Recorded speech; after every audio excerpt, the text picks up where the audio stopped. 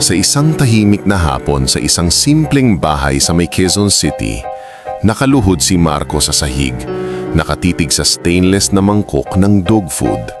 Sa tabi niya, nakaupo ang kanilang aso, isang malaking brown na aspin na pinangalanan nilang Bruno. Hindi gumagalaw si Bruno, hindi tumitingin kay Marco. Nakayuko lang ito, parang nahihiya o natatakot. "Bruno, kain na." Nanginginig na sabi ni Marco, inilapit pa ang mangkok sa ilong nito. Amoy na amoy ng aso ang pagkain, pero imbis ng umanga, umatras pa ito ng kaunti, sumiksik sa ilalim ng mesa. Sa likod ni Marco, nakatayo ang asawa niyang si Mira. Nakakuyom ang kamay sa dibdib, kita ang pag-aalala sa mukha. "Marco, pang-apat na araw na to. Baka may sakit na talaga siya. Baka may mali sa dog food na binili mo." Napabuntong hininga si Marco. "Pinalitan ko na to ng bagong brand. Di ba, pinawagan ko na rin yung vet. Sabi niya, obserbahan mo na. Pero Mira, hindi eh. Parang iba. Hindi man lang siya kumakawag pag lumalapit ako." Tumingin si Mira sa kanilang aso. Tuwing siyang maglalapit ng kamay, pumapayag si Bruno na masuklay, mahawakan ng ulo, mahalikan sa noo. Pero kapag si Marco na ang lalapit, tumitigas ang katawan, kumakapit ang mga kuko sa tiles at minsan pa ay nanginginig, parang natatakot sa sariling amo. Isang linggo lang ang nakalipas, ibang-iba si Bruno. Masigla, makulit, halos ipagpipilitan pang sarili sa pagitan nila kapag nanonood sila ng TV sa sala. Bawat uwian ni Marco galing trabaho, sinasalubong siya ng mababang tahol at buntot na parang propeller. Pero nagbago ang lahat pagkabalik nila galing probinsya. Umuwi si Marco at Mira ng 2 araw para dalangin ng may sakit na ama ni Mira. Naiwan si Bruno sa pangangalaga ng kapitbahay nilang si Ate Lali, isang madring babaeng kilala sa buong barangay dahil mahilig sa pusa at aso. "Wala kang aalalahanin, Marco," sabi pa ni Ate Lali bago sila umalis. "Para ko na ring anak yang si Bruno." At nung bumalik sila, ang bahay ay maayos pa rin, malinis, at sabi ni Ate Lali, kumakain naman daw ng maayos ang aso. Pero simula ng araw na yon, tuwing si Marco na ang maglalapit ng pagkain, biglang tumitiklop si Bruno. Parang may natatanaw sa likod ni Marco na hindi niya makita. Bago natin ipagpatuloy ang kwentong ito, paki-comment sa ibaba kung saang probinsya kayo nanonood. Baka naman sa'yo lang siya natatakot. Biro ni Mira. Pilit na pinapagaan ang loob ni Marco kahit halata sa boses nitong siya mismo ikinakabaan. "Naalala mo yung ginawa mo nung huli? Sumigaw ka, di ba, nung natabig niya yung vase ng nanay mo?" "Oo, pero minsan lang yun. Hindi ko naman siya nasaktan. Nagsisisi na nga ako, di ba?" Tahimik na tumanggo si Mira. Mahal na mahal niya si Marco at alam niyang hindi nito kayang manakit ng ayop. Pero ano ang dahilan? Bakit biglang nagbago si Bruno? Nang gabing iyon, habang magkatabi silang nakahiga, hindi makatulog si Marco. Tuloy-tuloy ang pag-ikot ng tanong sa isip niya. May nagawa ba akong hindi ko naaalala? May ibang nangyari bang hindi namin alam nung wala kami?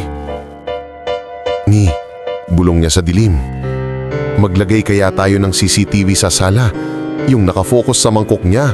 Gusto kong makita kung anong ginagawa niya kapag wala tayo. Napatingin si Mira sa kanya, halatang nagulat. CCTV? Hindi ba sobra naman yon? Hindi para sa kanya, para sa atin. Kung kumakain siya kapag wala tayong nakatingin, ibig sabihin, hindi sakit ang problema. Pero kung ayaw pa rin, ibang usapan na yun. Sandaling nag-isip si Mira, saka marahang tumanggo. Sige, bukas bibili tayo. Hindi nila alam, ang simpleng desisyong yun ang magbubunyag ng isang katotohanang hindi nila inaasahang at isang taong matagal na palang nakikialam sa buhay nila nang hindi nila nalalaman.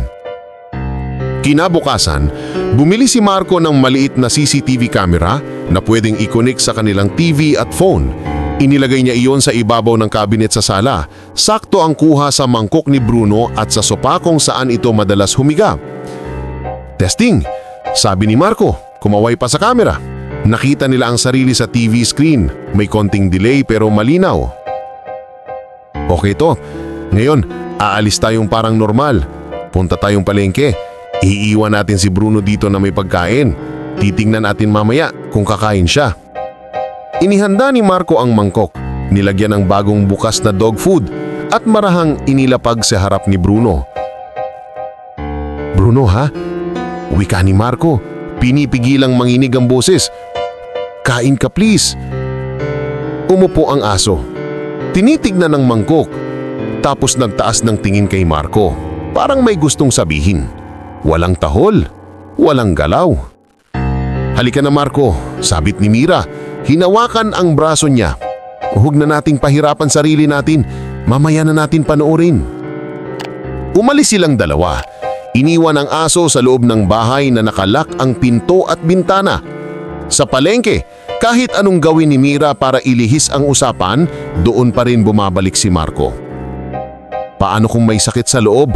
Sabi niya habang binibilang ang sukli. Paano kung may tumor? May hindi natin nakikita. Hindi agad ganon. Sabi ni Mira, bagamat siya man ay hindi mapakali. Kapag nagtagal pa to, pupunta tayo sa iba pang vet. Palab test natin siya.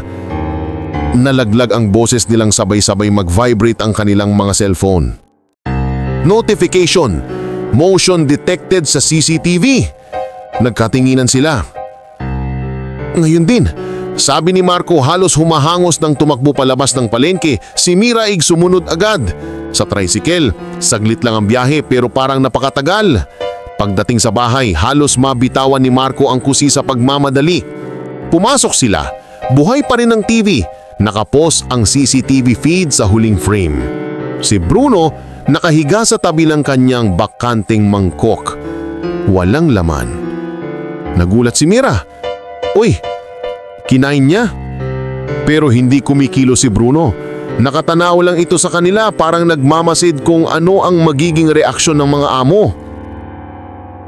Uminom muna siya. Kumain. Natural lang yan. Sabi ni Marco pilit na nungingiti kahit sumisikip ang dibdib. Panurin na natin kung kailan siya kumain. Baka kung anong napansin niya. Umupo sila sa sahig, kaharap sa TV. Pinindot ni Marco ang play. At doon nagsimula ang tunay na kaba. Sa video, unang makikita ang kanilang pag-alis. Pagsara ng pinto, pagbaba ng ingay. Si Bruno, naiwan sa gitna ng sala. Nakatingin sa pinto ilang segundo bago dahan-dahang naglakad palapit sa mangkok. Yan na, kakain na siya, bulong ni Mira. Pero sa halip na kumain, tumigil ang aso. Nagtayo ng tainga, tumingin sa direksyon ng bintana. Parang may naririnig sa labas.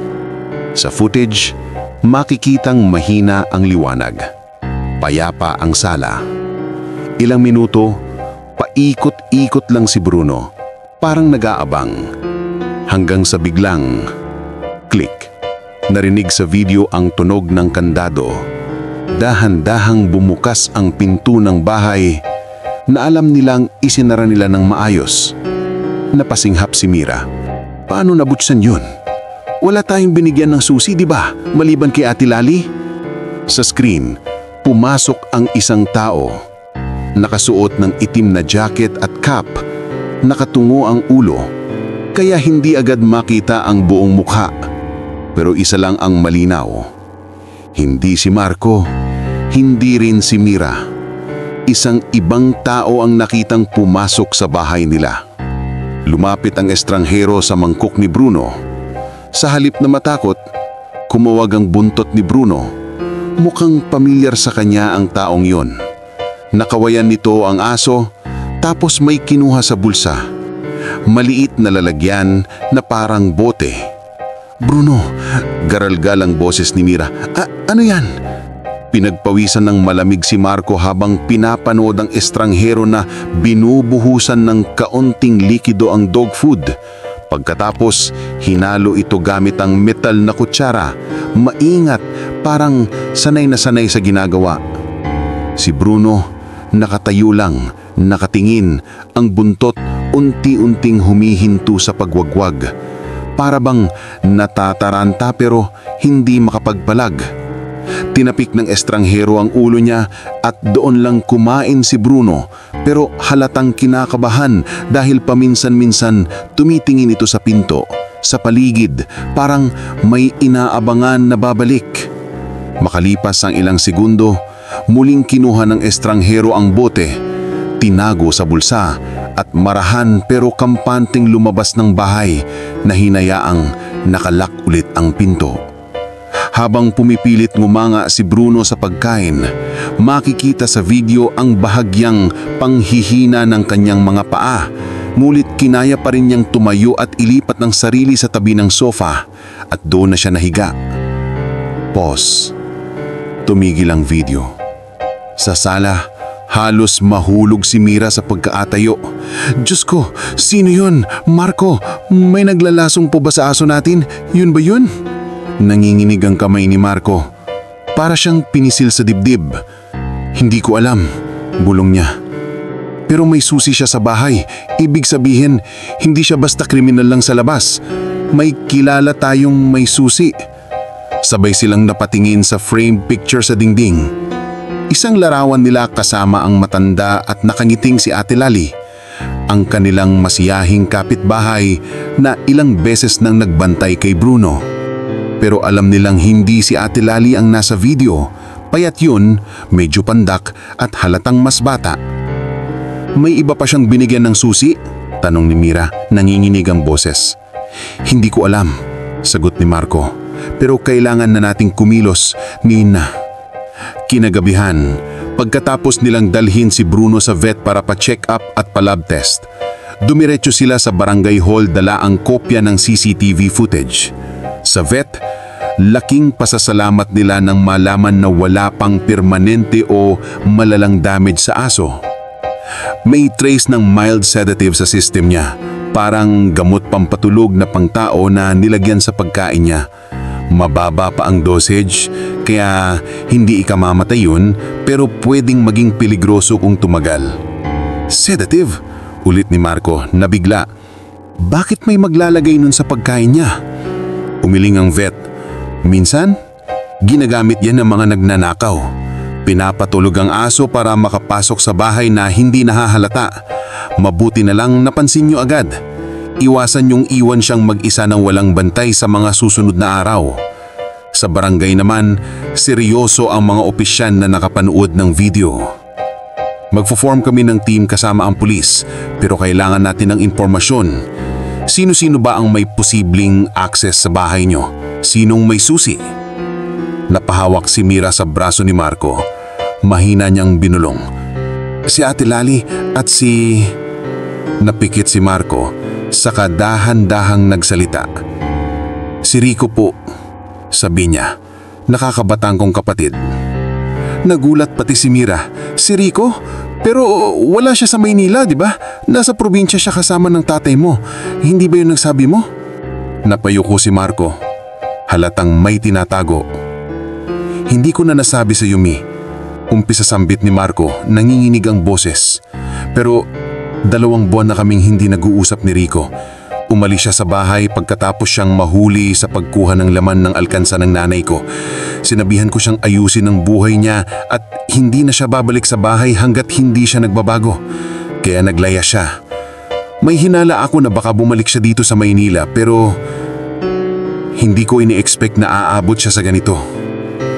Tahimik si Mira. Gagulat na gagulat. Marco, bakit hindi mo sinabi sa akin? Akala ko kasi tapos na at nahihiya ako. Pero yung height, yung galaw, sa video. Tumigil siya, hindi makapagsalita.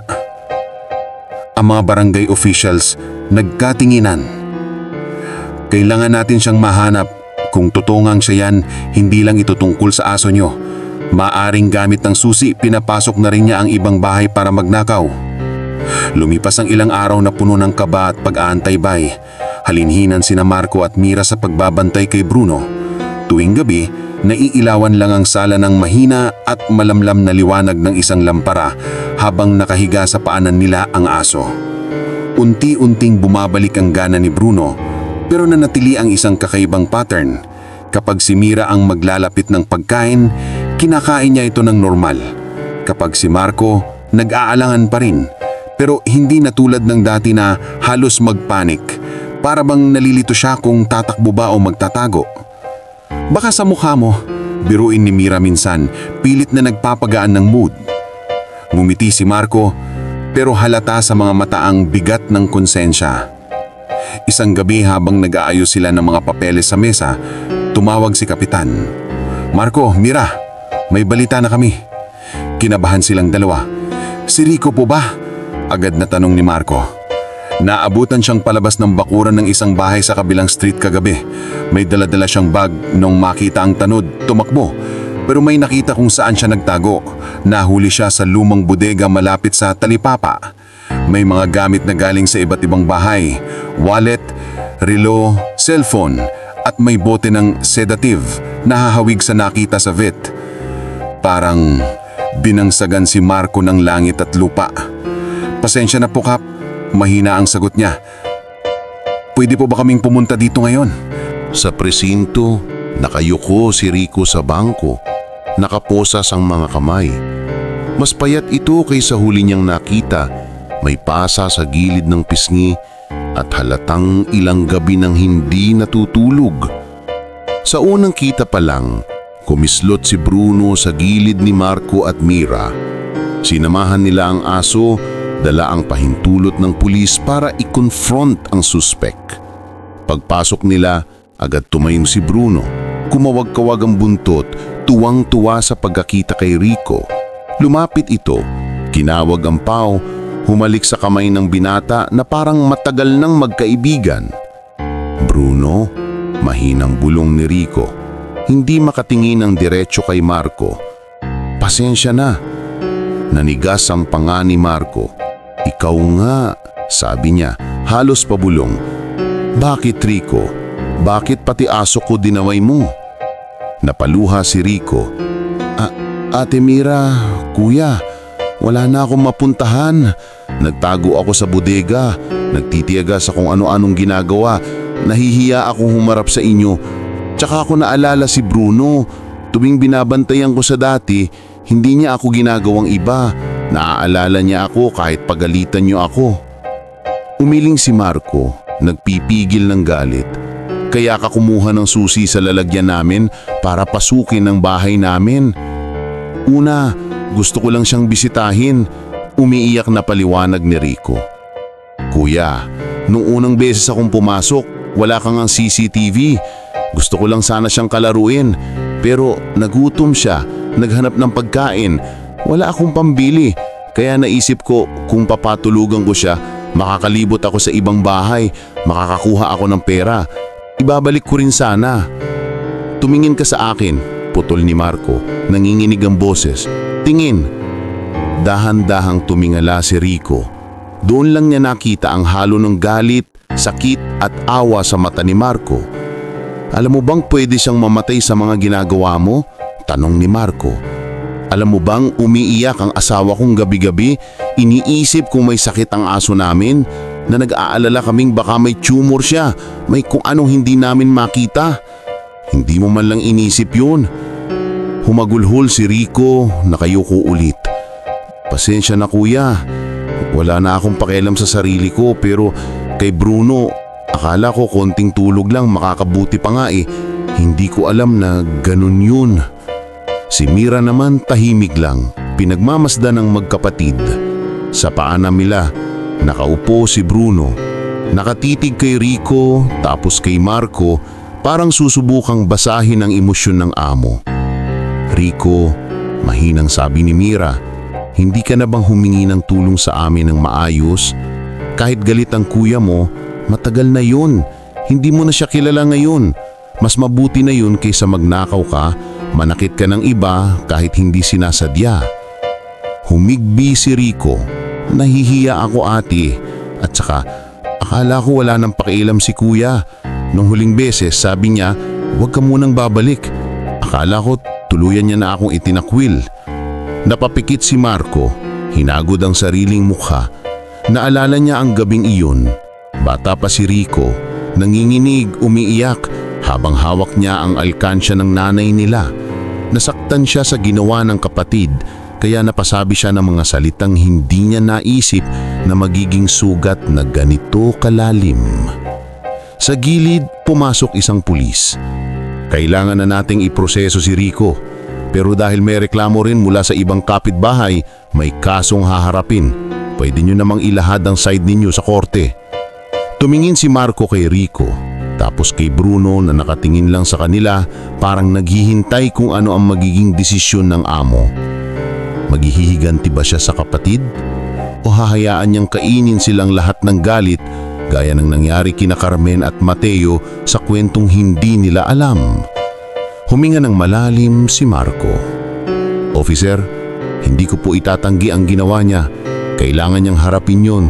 Pero pwede po ba sa halip na makulong siya ng matagal, irekomenda na mapasok siya sa rehab at community service, lalo na tungkol sa pagkalinga sa mga aso? Gusto kong matuto siya, hindi lang maparusahan. Nagulat si Rico, pati na rin si Mira. Marco, bulong ni Mira, sigurado ka? Tumanggo si Marco, tinitigan ng kapatid. Hindi ko na uulitin yung pagkakamali kung itaboy ka ng basta-basta. Galit ako sa ginawa mo, oo, pero hindi kita kalaban, kapatid kita. At kay Bruno, napatingin siya sa aso. Pinaalala niya sa akin na kahit gaano katindi ang galit, pwede pa ring piliin ang tamang gawin. Tahimik na tumulo ang luha ni Rico. Kuya, pasensya na talaga. Kung pagbibigyan mo pa ako, babawi ako. Hindi na ako babalik sa ganitong buhay. Lumipas ang ilang buwan. Si Rico pumasok sa isang programang pinondohan ng lokal na LGU at ilang NGO para sa mga kabataang naligaw ng landas. Doon, natuto siyang mag-alaga ng mga asong inabuso at pinabayaan. Habang pinapanood ni Marco ang kapatid na maingat na nagsusuklay ng balahibo ng isang rescued dog, naramdaman niyang may kaluwagang bumukas sa dibdib niya. Sa tabi niya, hawak ni Mira ang kamay niya, nakangiti. Kung hindi nagbago si Bruno, baka hindi na rin nagbago si Rico. Napatingin silang dalawa sa kanilang aso. Maganda na ulit ng pangangatawan ni Bruno, makintabang balahibo, at higit sa lahat, kapag si Marco na ang naglalapit ng mangkok, masaya na ulit ito tumatakbo, kumakawag, at walang takot na sumusubo. Isang gabi, habang nakaupo sila sa salas, nagdesisyon si Marco na muling i-play ang luma nilang CCTV video, hindi na para takutin ang sarili, kundi para maalala kung saan nagsimula ang lahat. Pagkatapos ng maikling playback, pinatay niya ang TV, tumingin sa camera at nagsalita na parang kinakausap ang mga makakapanood. Kung may natutunan kami sa nangyari kay Bruno, ito yun. Minsan, ang aso mas mabilis makaramdam ng mali kaysa sa tao. Huwag nating basta-bastang baliwalain ang kakaibang kilos nila. Pero higit sa lahat, may mga taong nagkakamali, minsan malala, pero pwede pa ring turuan, hindi lang husgahan.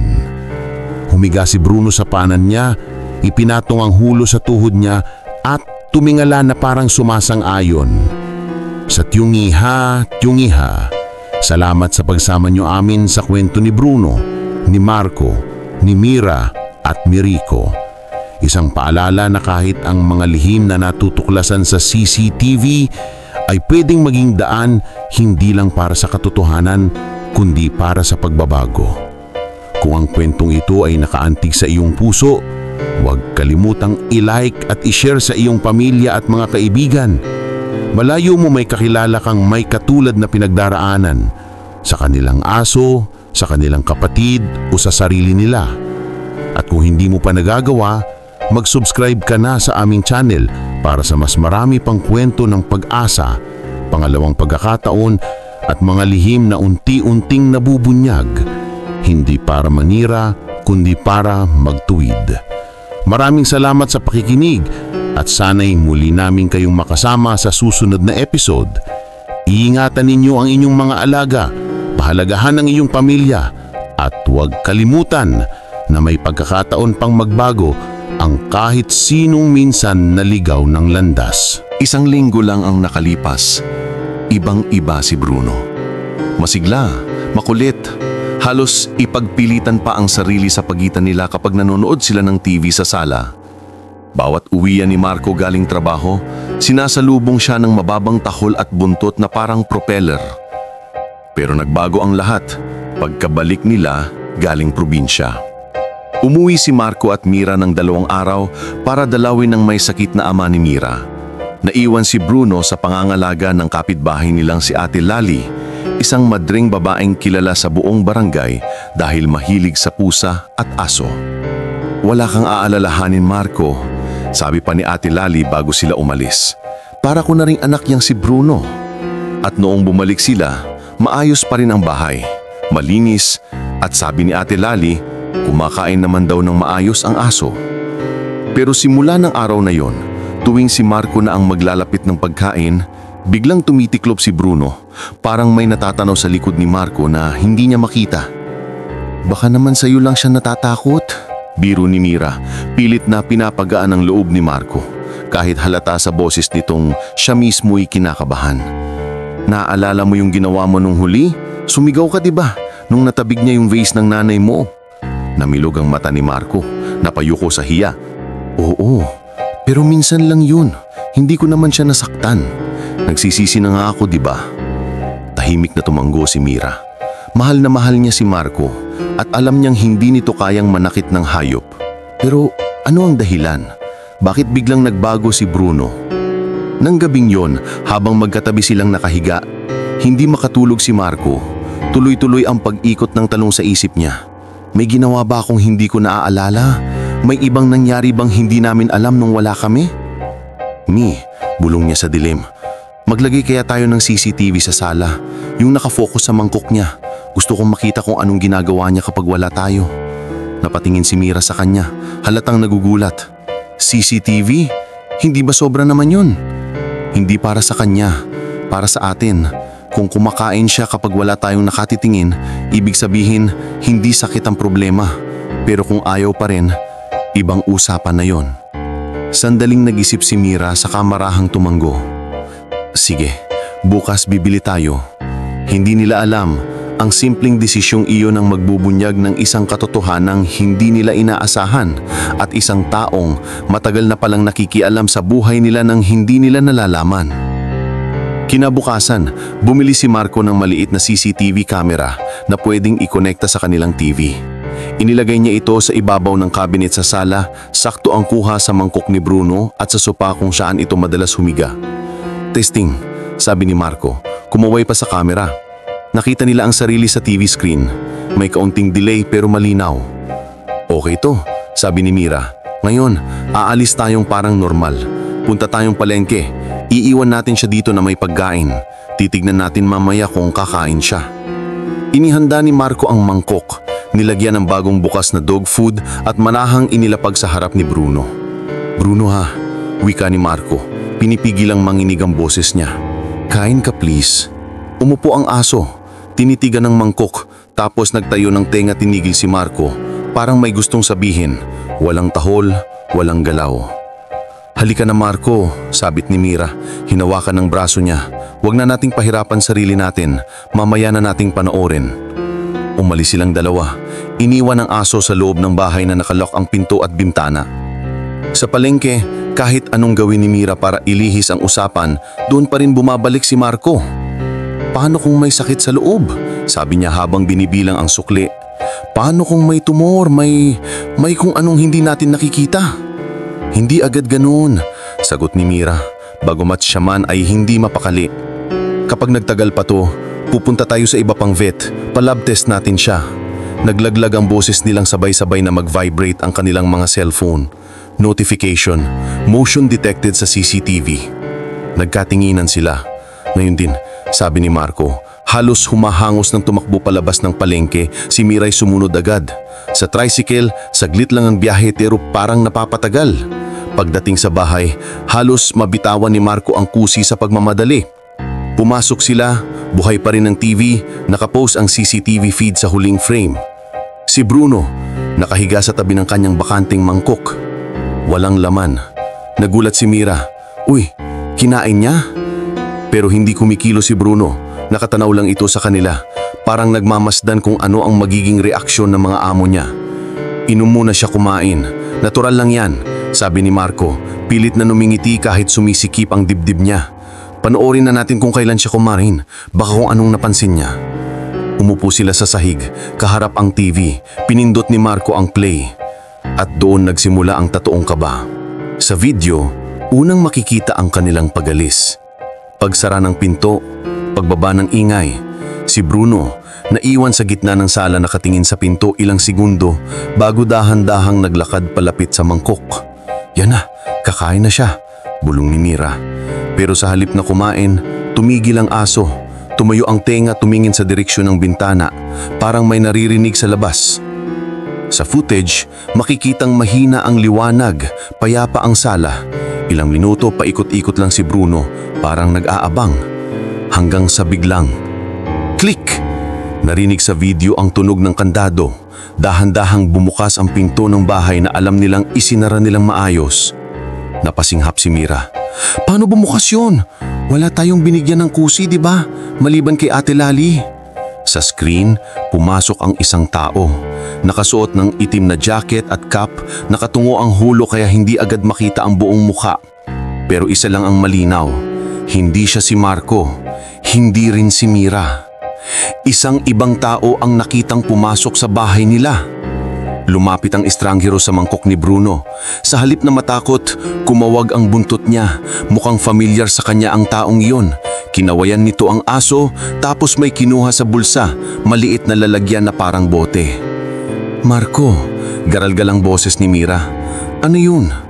Pinagpawisan ng malamig si Marco habang pinapanood ang estranghero na binubuhusan ng kaunting likido sa dog food. Pagkatapos, hinalo ito gamit ang metal na kutsara. Maingat, parang sanay na sanay sa ginagawa.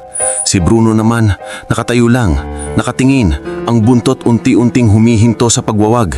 Para bang natataranta pero hindi makapalag. Tinapik ng estranghero ang ulo ni Marco at doon lang kumain si Bruno.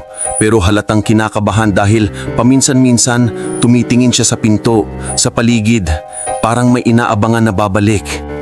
Makalipas ang ilang segundo, muling kinuha ng estranghero ang bote, tinago sa bulsa, at marahang pero kampanteng lumabas ng bahay na hinayang nakalak uli ang pinto. Habang pilit na kumakain si Bruno sa video, makikita ang bahagyang panihina ng kanyang mga paa, ngunit kinaya pa rin niyang tumayo at ilipat ang kanyang sarili sa tabi ng sopa. Doon na siya nahiga. Pause. Tumigil ang video. Sa sala, halos mahulog si Mira sa pagkatayo. Diyos ko, sino yun? Marco, may naglalason ba po sa aso natin? Yun ba yun? Nanginginig ang kamay ni Marco, para siyang pinihi sa dibdib. Hindi ko alam, bulong niya. Pero may susi siya sa bahay. Ibig sabihin, hindi siya basta kriminal lang sa labas. May kilala tayo na may susi. Sabay silang napatingin sa frame picture sa dingding. Isang larawan nila kasama ang matanda at nakikiting Ate Lali. Ang kanilang masiyahing kapitbahay na ilang beses nang nagbantay kay Bruno. Pero alam nilang hindi si Ate Lali ang nasa video. Payat yun, medyo pandak at halatang mas bata. May iba pa siyang binigyan ng susi? Tanong ni Mira, nanginginig ang boses niya. Hindi ko alam, pero kailangan na nating kumilos, ngayon na. Nang gabing yun, pagkatapos nilang dalhin si Bruno sa vet para pa-check up at pa-lab test, dumiretso sila sa barangay hall dala ang kopya ng CCTV footage. Sa vet, laking pasasalamat nilang malaman na wala pang permanenteng damage sa aso. May trace ng mild sedative sa system niya, parang gamot pang patulog ng tao na nilagyan sa pagkain niya. Mababa pa ang dosage kaya hindi niya ikamamatay pero pwedeng maging peligroso kung tumagal. Sedative? Ulit ni Marco. Nabiglang si Marco na bigla. Bakit may maglalagay ng ganun sa pagkain niya? Umaliw ang vet. Minsan ginagamit yan ng mga nagnanakaw. Pinapatulog ang aso para makapasok sa bahay na hindi nahahalata. Mabuti na lang napansin nyo agad. Iwasan ninyong iwan siyang mag-isa ng walang bantay sa mga susunod na araw. Sa barangay naman, seryoso ang mga opisyales na nakapanood ng video. Magfo-form kami ng team kasama ang pulis, pero kailangan natin ng impormasyon. Sino-sino ba ang may posibleng access sa bahay nyo? Sino ang may susi? Napahawak si Mira sa braso ni Marco. Mahina niyang binulong. Si Ate Lali at si... Napapikit si Marco. Saka dahan-dahang nagsalita. Si Rico po, nakabatang kapatid ko. Nagulat pa si Mira. Si Rico? Pero wala siya sa Maynila, di ba? Nasa probinsya siya kasama ng tatay mo. Hindi ba yun ang sabi mo? Napayuko si Marco. Halatang may tinatago. Hindi ko na nasabi sa iyo, Mia, pero 2 buwan na kaming hindi nag-uusap ni Rico. Umalis siya sa bahay pagkatapos siyang mahuli sa pagkuha ng laman ng alkansa ng nanay ko. Sinabihan ko siyang ayusin ang buhay niya at hindi na siya babalik sa bahay hanggang hindi siya nagbabago. Kaya naglayas siya. May hinala ako na baka bumalik siya dito sa Maynila, pero hindi. Lumipas ang ilang araw na puno ng kaba at pag-antabay. Halinhinan sina Marco at Mira sa pagbabantay kay Bruno. Tuwing gabi, naiilawan lang ang sala ng mahina at malamlam na liwanag ng isang lampara habang nakahiga sa paanan nila ang aso. Unti-unting bumabalik ang gana ni Bruno, pero nanatili ang isang kakaibang pattern. Kapag si Mira ang maglalapit ng pagkain, kinakain niya ito ng normal. Kapag si Marco, nag-aalangan pa rin siya, pero hindi na tulad ng dati na halos magpanik. Para bang nalilito siya kung tatakbo ba o magtatago. Baka sa mukha mo. Biro ni Mira minsan, pilit na nagpapagaan ng mood. Ngumiti si Marco pero halata sa mga mata ang bigat ng konsensya. Isang gabi, habang nag-aayos sila ng mga papeles sa mesa, tumawag si Kapitan. Marco, Mira, may balita na kami. Kinabahan sila pareho. Si Rico po? Agad na tanong ni Marco. Naabutan siyang palabas ng bakuran ng isang bahay sa kabilang street kagabi, paliwanag ni Kapitan. May dala-dala siyang bag. Nung nakita ang tanod, tumakbo. Pero may nakakita kung saan siya nagtago. Nahuli siya sa lumang bodega malapit sa talipapa.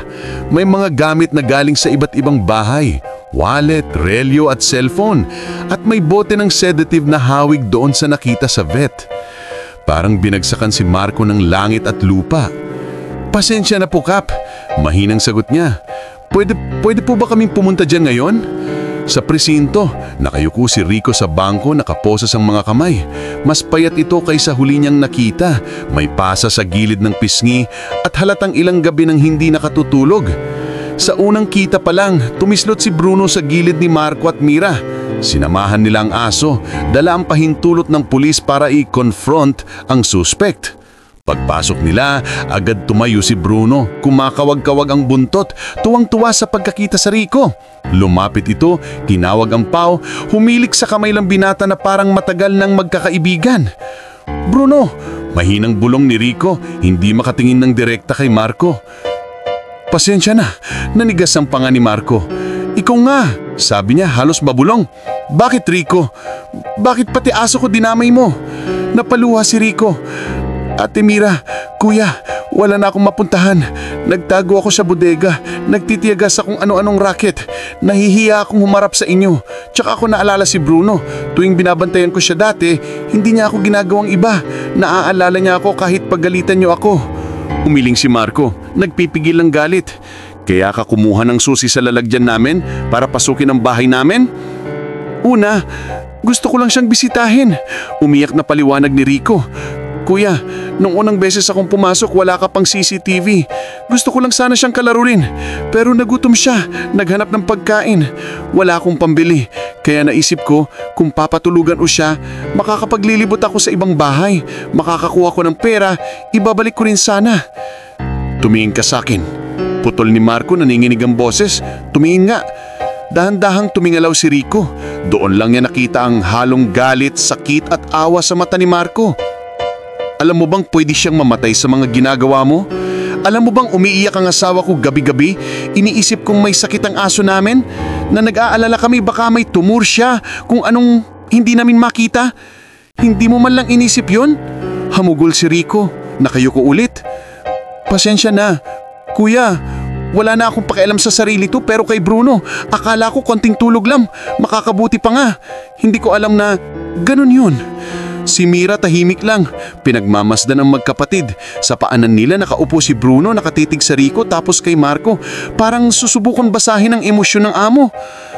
Rico, mahinang sabi ni Mira. Bakit hindi ka humingi ng tulong sa amin ng maayos? Kahit galit ang kuya mo, matagal na yon. Hindi mo na siya kilala ngayon. Mas mabuti na yun kaysa magnakaw ka. Manakit ka ng iba kahit hindi sinasadya. Umikbi si Rico. Nahihiya ako, ate. Tsaka akala ko wala nang pakialam si kuya. Nung huling beses sabi niya, huwag ka mo nang babalik. Akala ko tuluyan niya akong itakwil.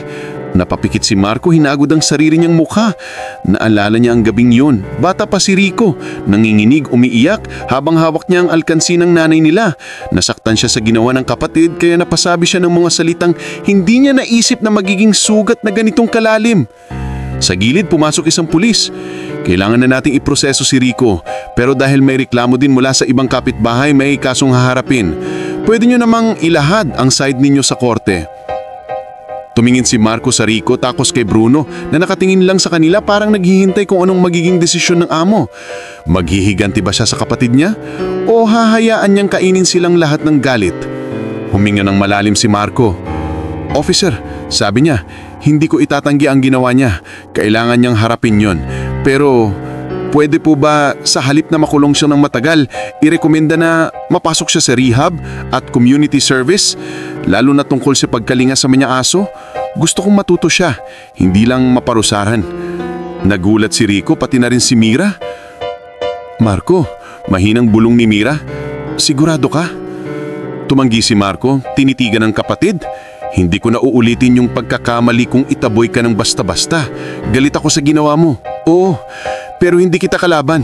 Kapatid kita.